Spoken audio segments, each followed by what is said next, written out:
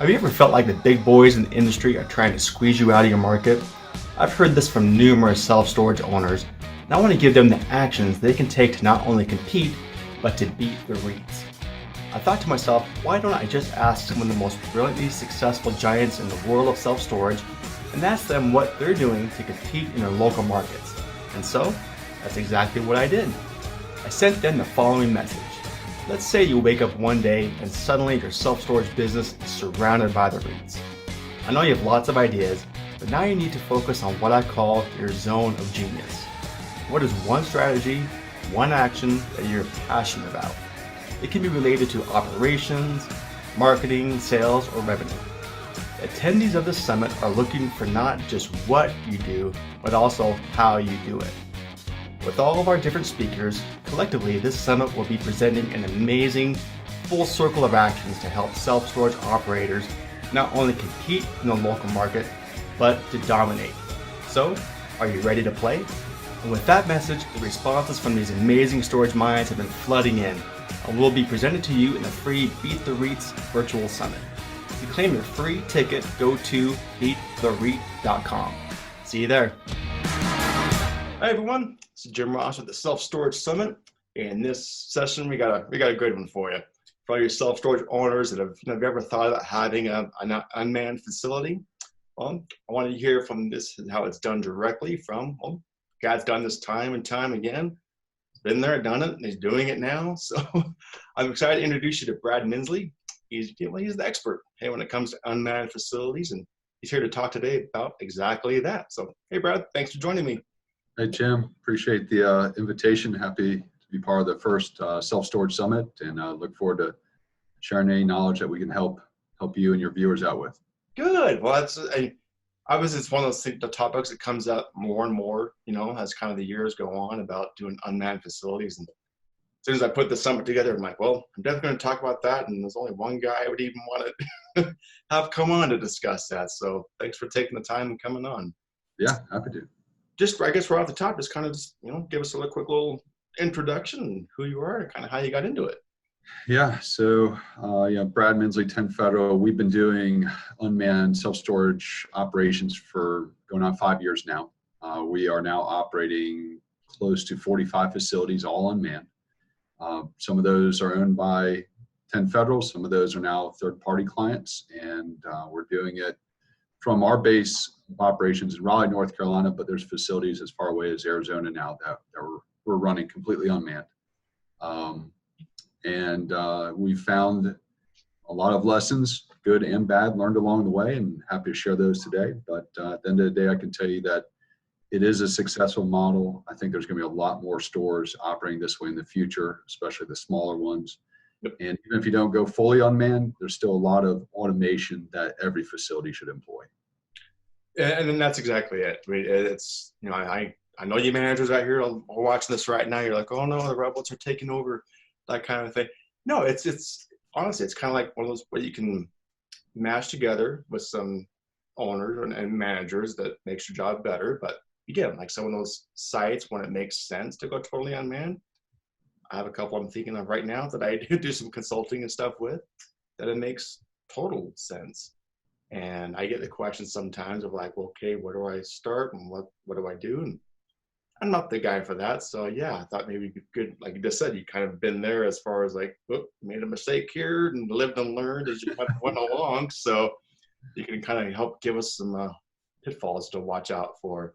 So yeah, I mean, kind of I guess start off with, as far as like some sites, is there kind of a template it's such a really good fit for something like this? Yeah, I mean, where unmanned gravitates towards is a solution for the smaller facility. As any facility owner knows, when you get 40,000 feet or less, it gets expensive to support that full-time property manager. Yep.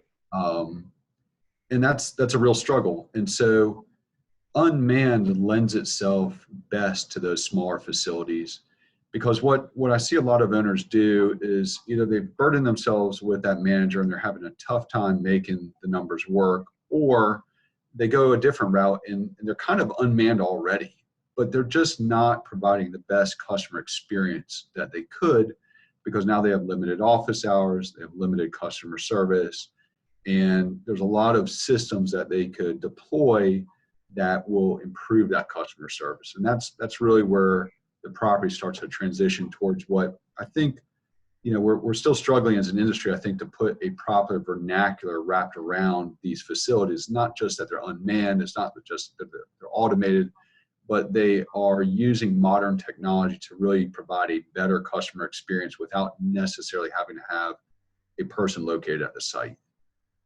Yeah, and I think as long as you're coming at it from that standpoint of customer centric first, and really looking at what you can make the customer experience better, then kind of you start from there and then, see what tools are available to you. So right.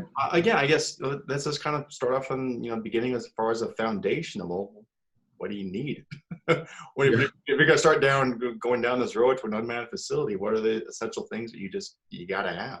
Sure. So we've broken it down into 3 silos, right? You have customer acquisition, call it the leasing side of things. Yeah.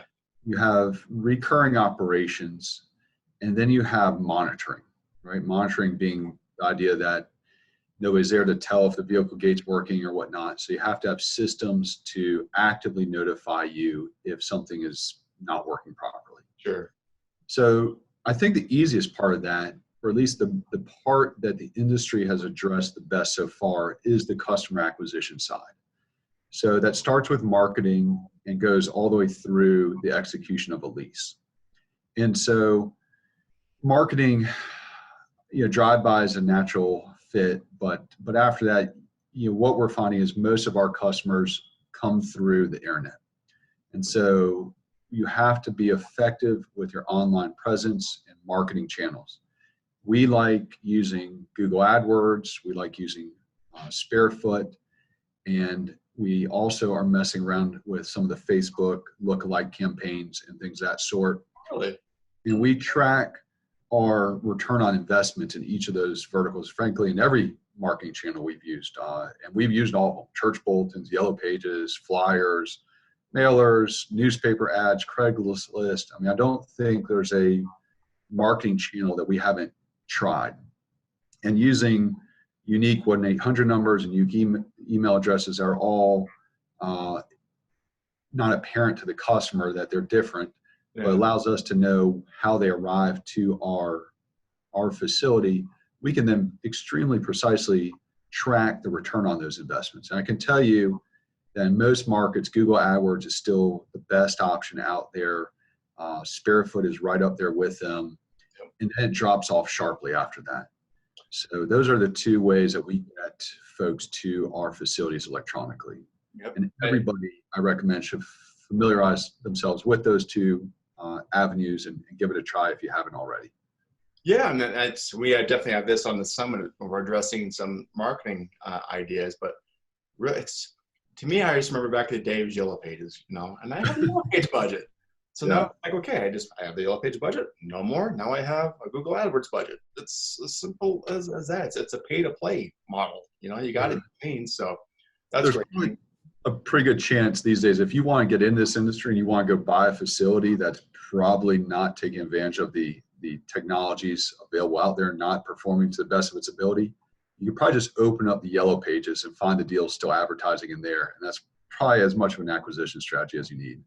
I just had that conversation with somebody. They're asking where to find some kind of low-hanging fruit when it comes to finance and sites like that. Like, open the Yellow Pages. Those guys are all stuck 20 years ago. So talk to them. That's kind of funny. So yeah, so of course, you're marketing, you're getting the phones ringing. Obviously, you're tracking where everything's coming from, so you can maximize your ROI. Because I always say, if you find something that's working, okay, you put more money towards it. So okay, they're calling.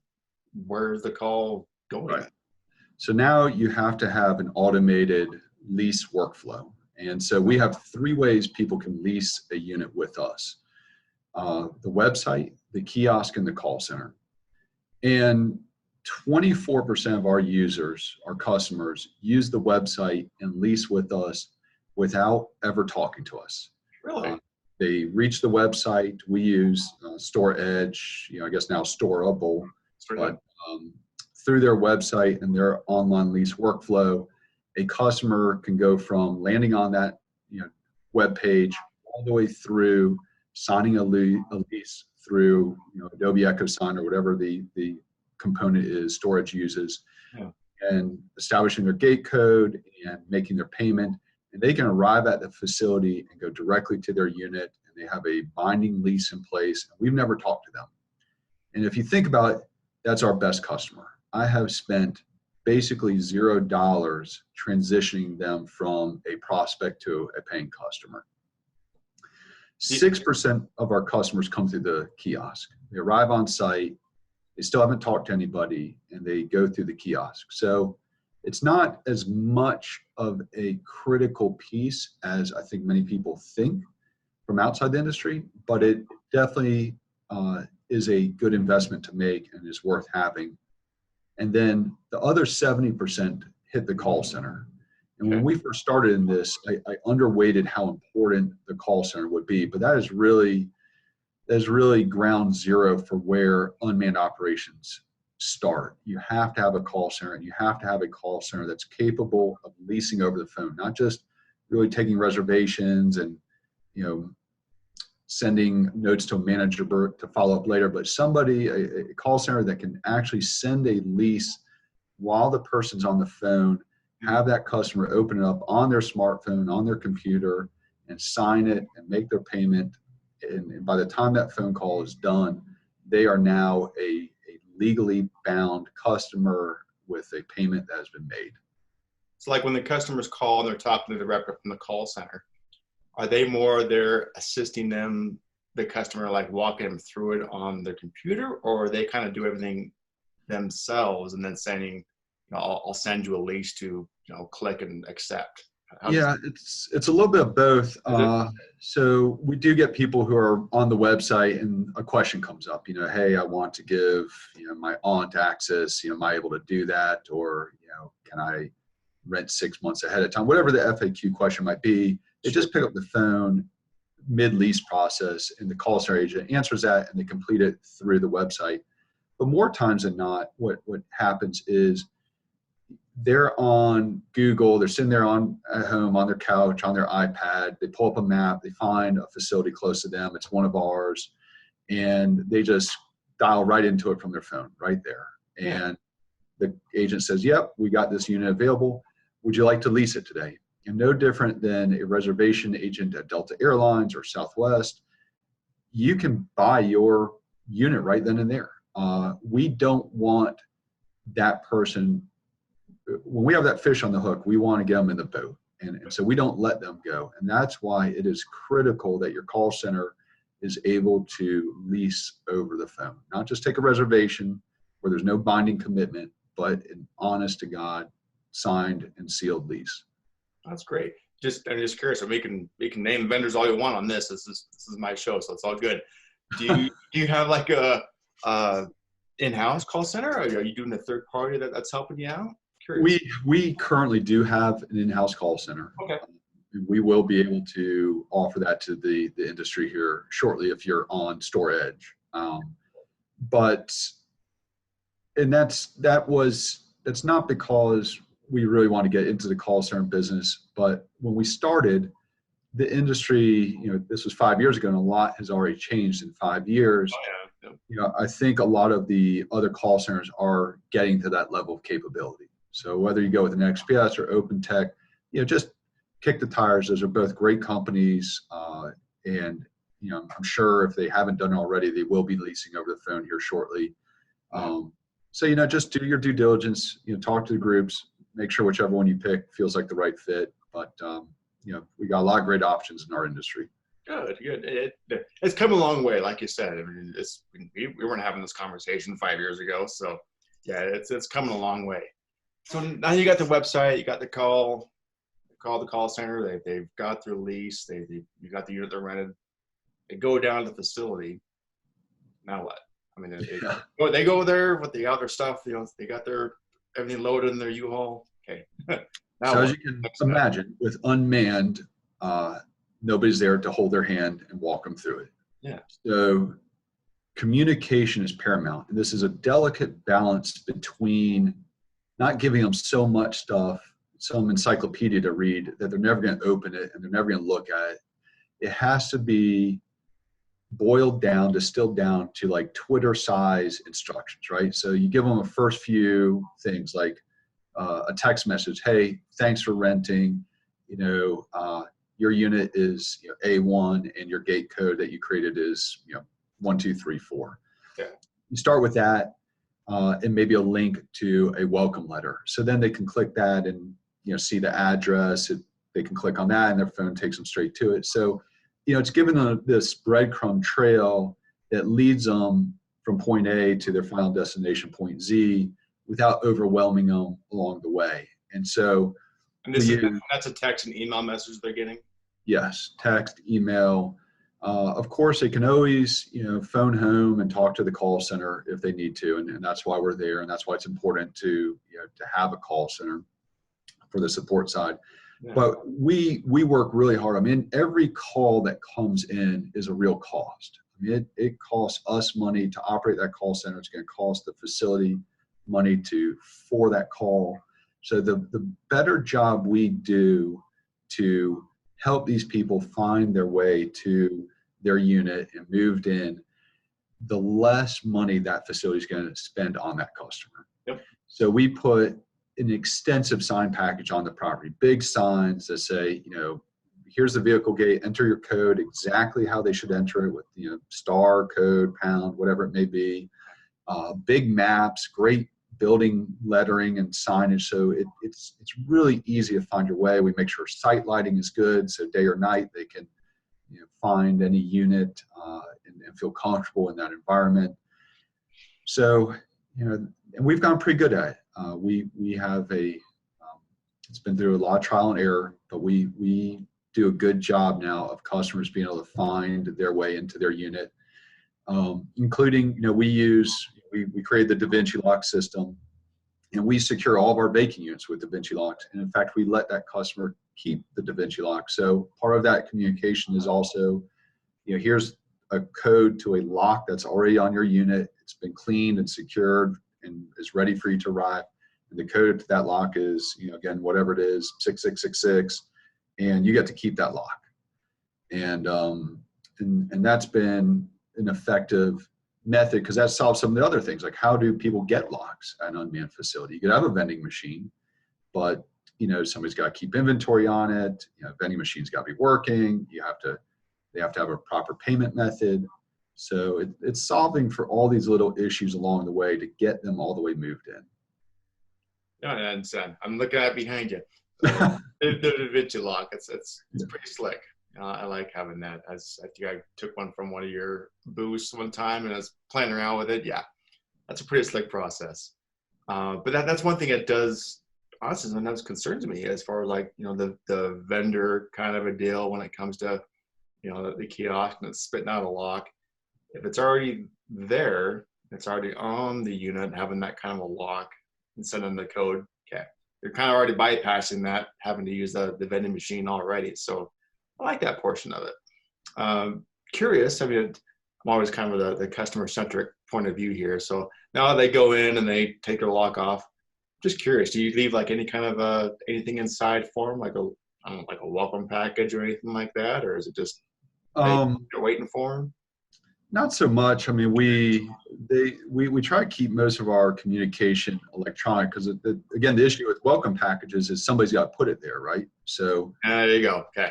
Yep. So we do as much as we can electronically. The only thing that's going to definitively go in there is a bait trap. We're big believers in putting a bait trap in every unit. Again, go back to the customer thing. Yeah. They're going to leave whatever stuff they shouldn't leave in there and could attract rodents. But that's the only thing you're going to find in one of our units when you open it up as a new customer. Gotcha. And it's not like they can move into, I'm just trying to think of all the different questions coming up, but okay, you're going to get someone down there and they're going to not want that unit. They're going to move to another unit. Well, again, they're all locked with those locks on there. So the code they got is only going to work for the unit that you rented. So that's right. You're already kind of crossing that. That also helps. You would be surprised how often somebody rents unit 512 and moves into 521 by accident. So securing your vacants helps avoid that issue. They can't move into a unit that they don't have access to. Yep. And the call center's there. If they want to transfer units, it's one phone call away to do that. And shortly, we'll be able to even do that through the kiosk.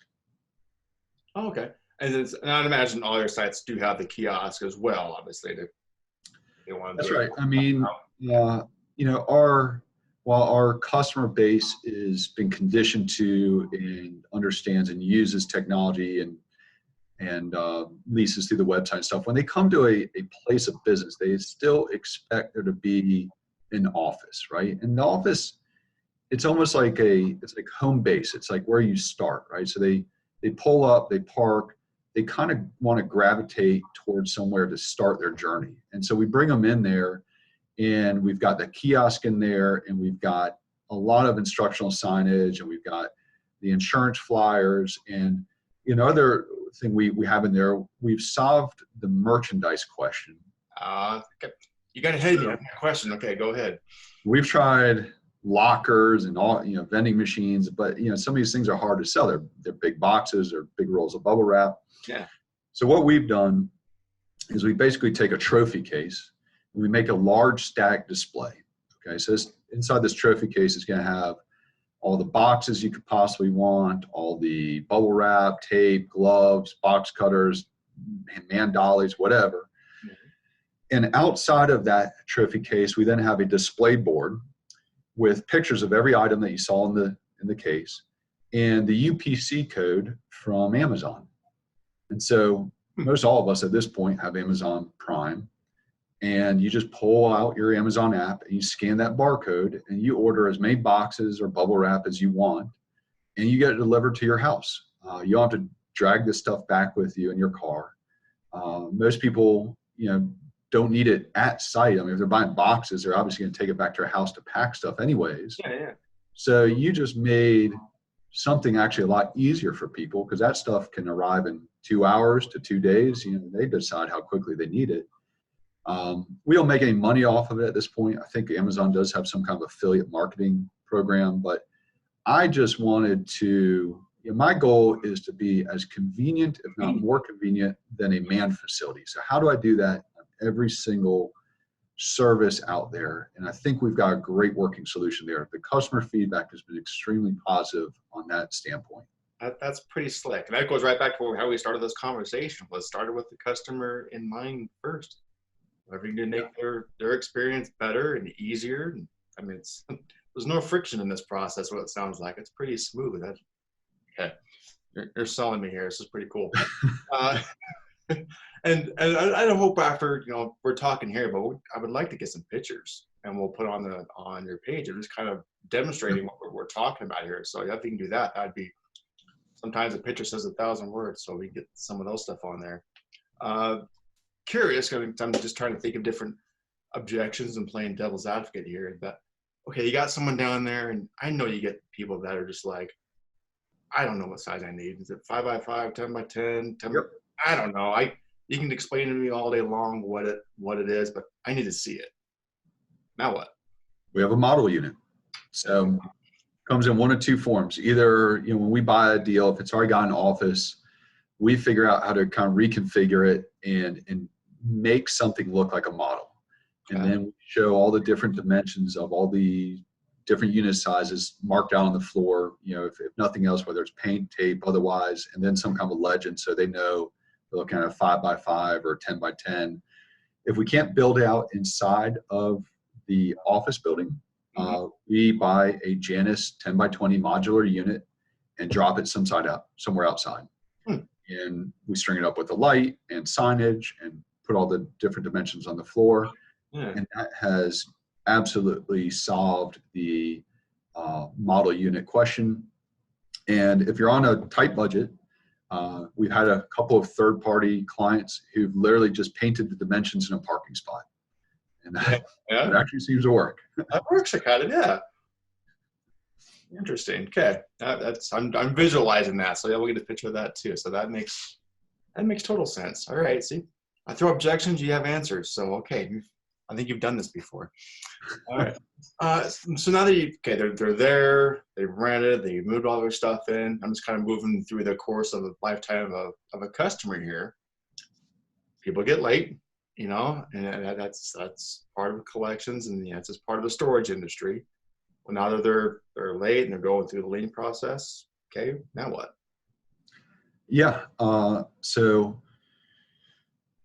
we use. So now we're getting into the operations side, right? So if we look at just the life cycle of a tenant over the course of a month, our goal is for them to pay electronically. We do not accept cash. We do not accept check. They pay by credit card or debit card only.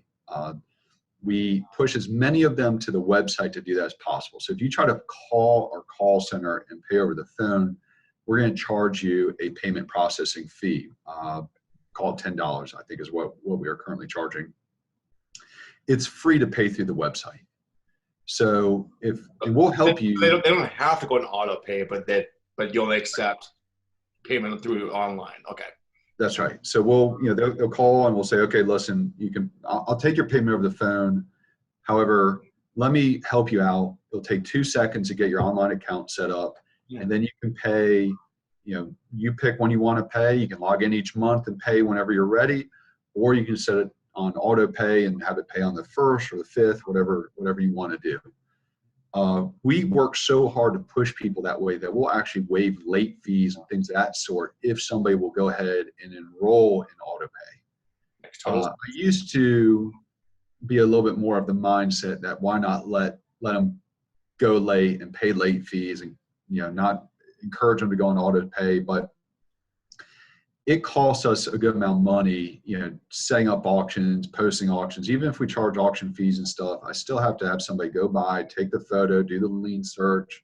There's work involved in it, and it just becomes a lot to manage. So the more that we can push people towards online payments, recurring payments, the better. Yep. If somebody does go delinquent, though, then it's kind of the standard process you'd expect.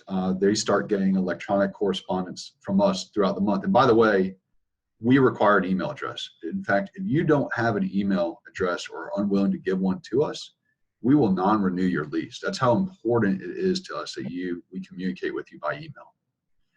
And then emails. I mean, that's just like a phone number or driver's license or something like that. I mean, it's vitally important, especially with an unmanned facility. That's your communication channel. So cell phone and an email, definitely. That's it. I mean, as far as information we collect on people, I don't really care where you live. I barely care about your name. I just want your phone number, a credit card, and an email address, and we're good to go. We're starting to take some birthdays and stuff like that because we're toying around with sending people to collections, which I don't know if we really want to do that or not, but that's yet to be seen. But really, it's those 3 pieces of critical information. If you do get to the point that you are going to go to auction, this is another area that we've automated. We have in-house software development. So we've created our own piece of software that communicates with both storage and LockerFox and pulls it together all the information in one bite. So for example, it goes into storage and gets the list of every auction that has been scheduled. And then as the maintenance guy goes through with the LockerFox app and takes the photos for the auction and clicks the drag down menu of what items are in there.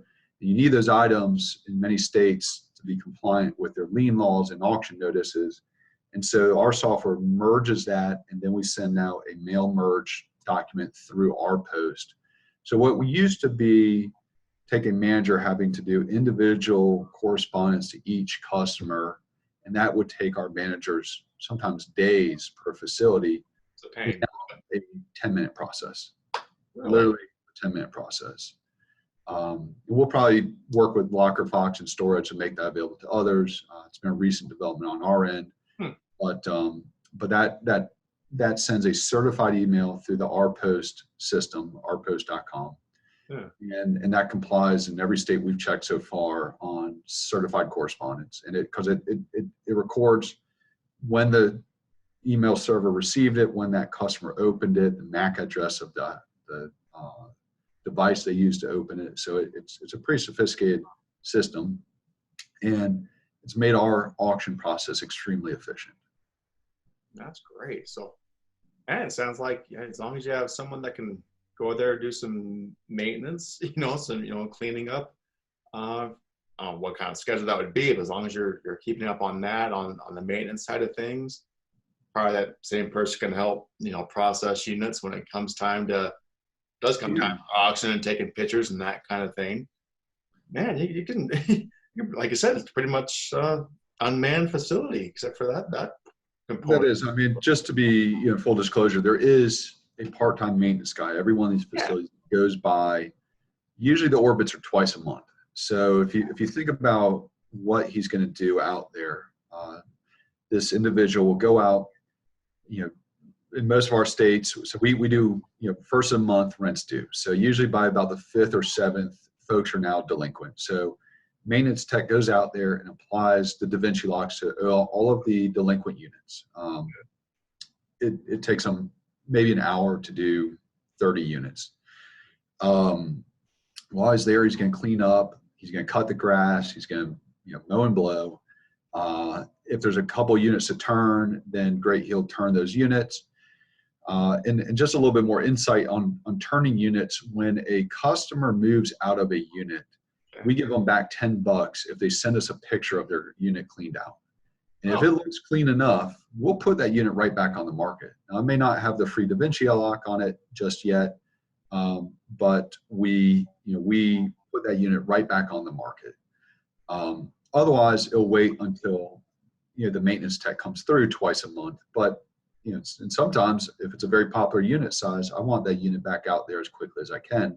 So what happens if it's okay? If you take a picture, it's vacant, they take the lock with them, you re-rent that unit, but now there's no lock that's part of this whole process. So somebody has to still bring their own lock in that instance. Now it's a pretty low number that has that happen, because if you think about how many units we have move out during a month, and then reduce that number further by the number of folks that actually take the picture, it's not a really big number, but it's meaningful. It still helps.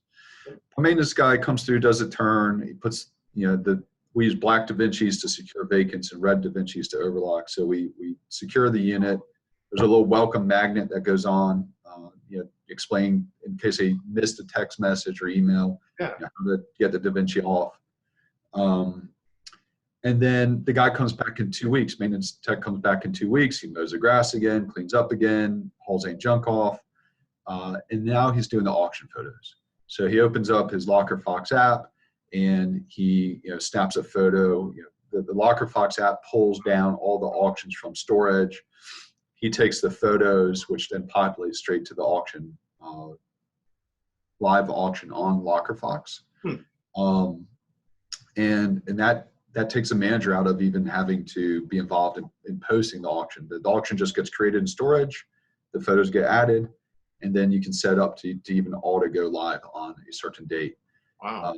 And then that correspondence that we already talked about earlier happened. So maintenance guy's out there twice a month typically, and if there's any work orders or anything, he addresses those while he's there. But there's usually not a lot to deal with on those storage facilities. We use a couple of other tools. We use a service called mygeotracking.com, which you can set up. It's an app that downloads the maintenance tech's phone. It tracks where he is, which a little big brotherish, I get it. But at the end of the day, what we do is we set up a perimeter around each facility in the system. When that tech enters it, it starts at the clock. And when he leaves it, that clock stops. So it's kind of like a pseudo time card, but it allows us to monitor that his actual hours. We use ADP for our payroll system. When he logs in, when he starts working and logs out later, does that more or less sync up with the amount of time he actually spent at the facility? We understand he might be running off to hardware stores and stuff like that, but they should correlate pretty closely. And we also have, there's a proof of service feature in there as well. So proof of service is you create these QR codes and we put them around the facility. So like, let's say one of the tasks he's supposed to do is a walkthrough through the whole facility. Yeah. We put them strategically throughout it, and as he walks through, he scans it with the app, and so then you download his proof of service report to verify that he's actually hit all those points as he does the walkthrough. So Accountability.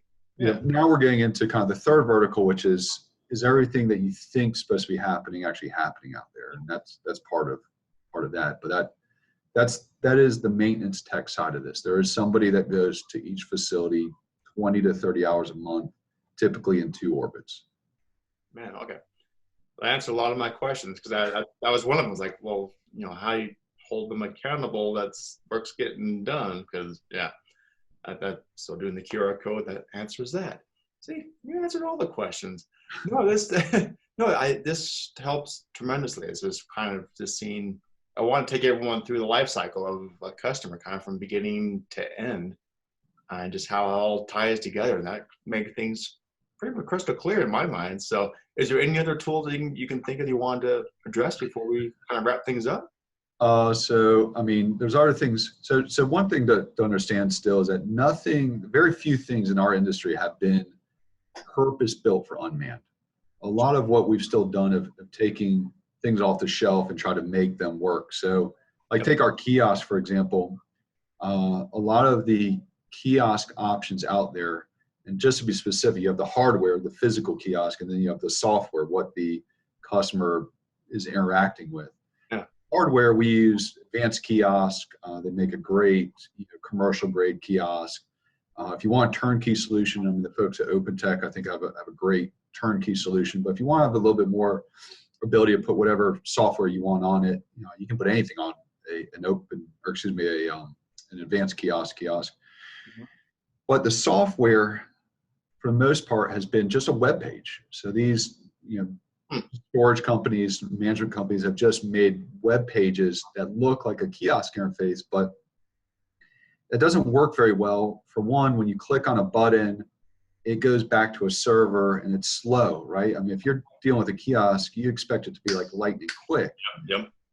Another issue is that whoever designed most of these did it on a computer with the pinpoint accuracy of a mouse, and my finger is nowhere near as delicate and precise as a mouse, so it gets hard to manipulate. And with a computer, you're very used to documents scrolling and coming off the bottom of the screen. Kiosks, you don't do that. If you're going to scroll, it's usually with like a big arrow, and you bump over a whole screen at a time. So I feel like a lot of these kiosk options have been kind of built like as a way to check the box. We're releasing our own kiosk software. We built it for ourselves, but if we build it for ourselves, it'll always be made available to our industry. If we need it, I'm sure other folks will need it too. What do you call it? You scratch your own itch? Yeah, exactly. So we're building one as is how most commercial kiosks really work, which is a local program running on that machine, and it's lightning quick because the program's there. You're not going back to a server. It also has other features like a call home thing. Like one issue right now with the kiosk is if it goes offline. I mean, at the end of the day, a kiosk is a Windows computer. Windows crashes. We all know that. Browsers crash. You have no idea if your kiosk has gone offline. So the software we've developed has like a call home function. So a central server's listening for that call home. If it doesn't hear it, it notifies us that something with that kiosk is not operating properly. We're developing a work order app system, because right now, if you think about it, at a manned facility, a customer comes in, they have an issue, their door won't open, right? Yeah. Well, they tell that property manager, who's also probably the same person that's going to fix it. Well, the industry for unmanned, a call center agent fields that call, and the field technician is going to fix it. And there's not really an effective work order app system out there, so we're developing that. So there's a host of stuff out there that we are building that we'll make available as well. But to answer your question, are there tools out there that we use? There's a lot, and a lot of them we've built ourselves. Like the Da Vinci was one of the first, and now there's over 200 companies and I don't know, something like over 500 stores in 4 different countries using it now. So that's great. Love to help those folks out. Nice. Yeah, I remember I had you on the podcast, and you were just about ready to release the Da Vinci theme. Like, I can't talk about it yet. It's coming out soon. So that's cool seeing how it's growing like that for you. So congrats. That's great. Yeah. So yeah, no, this helped really kind of focus everything as far as kind of the A to Z, as far as unmanned facilities, and kind of walking through the customer through that experience. So this has been fantastic. Thanks so much. So people that want to, kind of follow you and get some more information on what you're doing, we'll definitely put all that on the speaker page somewhere on the page here. But give us information right now if people want to reach out to you. Yeah, sure. You can go to 10federal.com. Our contact information is right there. The storage side of our business is 10federalstorage.com. If you want to check out Da Vinci Lock, that's davincilock.com. And reach out to us. We'd be happy to share whatever knowledge we can. If you want to come tour a facility, more than happy to host that. We're very open book.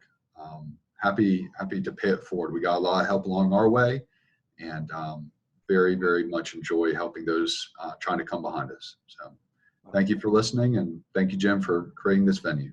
That's great. So thanks for taking the time. All right. See you soon. Thanks, Brad. See you soon. Bye. Bye.